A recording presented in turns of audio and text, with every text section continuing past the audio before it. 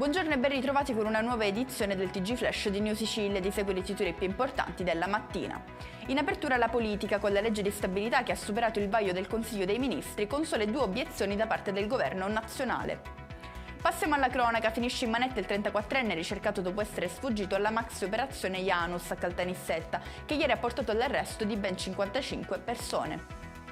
Confermato l'ergastolo per il boss Domenico Virga, accusato di essere tra i mandanti dell'omicidio di Francesco Costanza, ucciso nel settembre 2001 nel Messinese. Ci spostiamo a Pelagonia, nel Catanese, dove è stato sventato un attentato organizzato da 3 giovani che volevano fare una strage facendo esplodere delle bombole di gas. Restiamo in provincia di Catania, dove è stato fermato un 24enne con l'accusa di furto. Il giovane aveva l'abitudine di scippare le donne, sporgendosi dall'auto per strappare con violenza la loro borsa.